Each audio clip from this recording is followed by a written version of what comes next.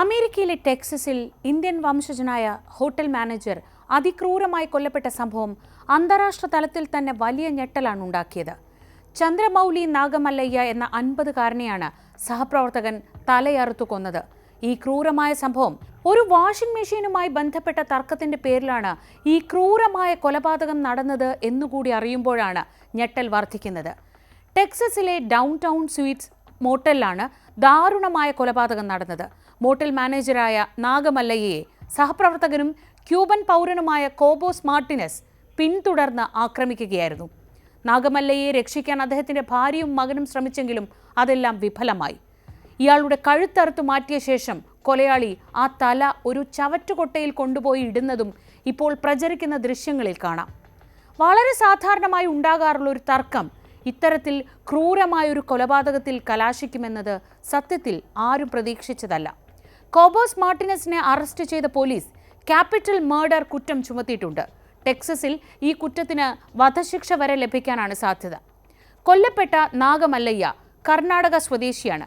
കഴിഞ്ഞ 5 വർഷമായി അദ്ദേഹം ഡൗൺ ടൗൺ സ്വീറ്റ്സ് മോട്ടലിൽ മാനേജറായി ജോലി ചെയ്തു വരികയായിരുന്നു. സുഹൃത്തുക്കൾക്കും കുടുംബാംഗങ്ങൾക്കും ഇടയിൽ അദ്ദേഹം ബോബ് എന്നാണ് അറിയപ്പെട്ടിരുന്നത്. 2018 മുതൽ അമേരിക്കയിൽ സ്ഥിര താമസക്കാരനാണ് നാഗമല്ലയ്യ. ഡാലസിൽ വരുന്നതിനു മുൻപ് സാൻ അന്റോണിയോയിലായിരുന്നു താമസിച്ചിരുന്നത്.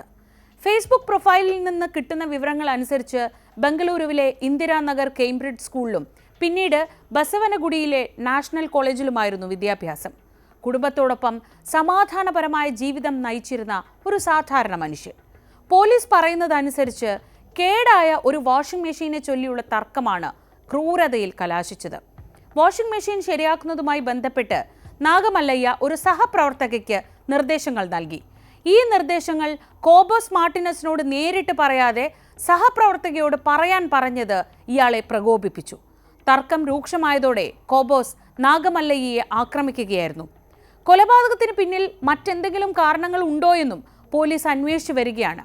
അതേസമയം പ്രതിക്ക് മുൻപ് ക്രിമിനൽ പശ്ചാത്തലം ഉണ്ടായിരുന്നതായി പോലീസ് കണ്ടെത്തി. വാഹനമോഷണത്തിനും ആക്രമണത്തിനും മുൻപ് ഇയാൾ അറസ്റ്റ് ചെയ്യപ്പെട്ടിരുന്നു. ജനുവരിയിലാണ് ഇയാൾ ജയിലിൽ നിന്ന് പുറത്തിറങ്ങിയത്. അമേരിക്കൻ രാഷ്ട്രീയത്തിലും വലിയ ചർച്ചകൾക്ക് തുടക്കമിട്ടിരിക്കുകയാണ് ഈ സംഭവം. കൊലപാതകത്തെ അപലപിച്ച American president Donald Trump Truth Social പ്ലാറ്റ്ഫോമിൽ കുറിച്ചത് ഇങ്ങനെയാണ്: ഡാലസിൽ ആദരണീയനായ ചന്ദ്രനാഗമല്ലയ്യയെ അദ്ദേഹത്തിന്റെ ഭാര്യയുടെയും മകന്റെയും മുന്നിൽ വെച്ച് അതിക്രൂരമായി തലയറുത്ത് കൊലപ്പെടുത്തിയ സംഭവം അറിഞ്ഞു. ക്യൂബയിൽ നിന്നുള്ള ഒരു അനധികൃത കുടിയേറ്റക്കാരനാണ് ഈ ക്രൂരകൃത്യം ചെയ്തത്. അയാൾ ഒരിക്കലും ഈ രാജ്യത്ത് ഉണ്ടാകാൻ പാടില്ലായിരുന്നു.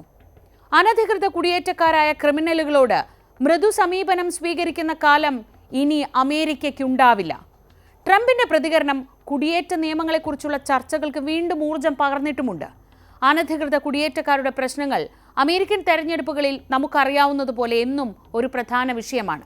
ഈ സംഭവം ട്രംപിന്റെ കുടിയേറ്റ വിരുദ്ധ നയങ്ങൾക്ക് കൂടുതൽ പിന്തുണ ഉറപ്പിക്കും എന്ന സൂചനകളുമുണ്ട്. കുടിയേറ്റക്കാരെ നിയന്ത്രിക്കണമെന്ന ട്രംപിന്റെ നിലപാടുകൾ ശരിയാണെന്ന് കാണിക്കാൻ ഈ സംഭവം ഒരു പുതിയ ഉദാഹരണമായി ചൂണ്ടിക്കാണിക്കപ്പെടുമെന്ന് ഉറപ്പാണ്. ചന്ദ്രനാഗമല്ലയ്യയുടെ കൊലപാതകം വ്യക്തിപരമായൊരു ദുരന്തം എന്നതിനപ്പുറത്ത് കുടിയേറ്റ നയങ്ങൾ, നിയമ നടപടികൾ, ക്രിമിനൽ പശ്ചാത്തലമുള്ളവരുടെ പുനരധിവാസം തുടങ്ങിയ വിഷയങ്ങളിൽ അമേരിക്കൻ സമൂഹത്തിൽ നിലനിൽക്കുന്ന ആശങ്കകൾക്കും ബലം പകരുന്നുണ്ട്. നിയമം കയ്യിലെടുക്കുന്നവരുടെ മാനസികാവസ്ഥയെക്കുറിച്ചും അക്രമം വർദ്ധിക്കുന്നതിൻ്റെ സാമൂഹ്യ കാരണങ്ങളെക്കുറിച്ചും കൂടുതൽ ചർച്ചകൾ ആവശ്യപ്പെടുന്നതാണ് ഈ സംഭവം. നിയമപരമായ നടപടികൾക്കൊപ്പം ഇത്തരം കാര്യങ്ങൾ ആവർത്തിക്കാതിരിക്കാൻ സമൂഹത്തിൽ കൂടുതൽ അവബോധം സൃഷ്ടിക്കേണ്ടതും അനിവാര്യമാണെന്നാണ് വിദഗ്ധരുടെ പക്ഷം.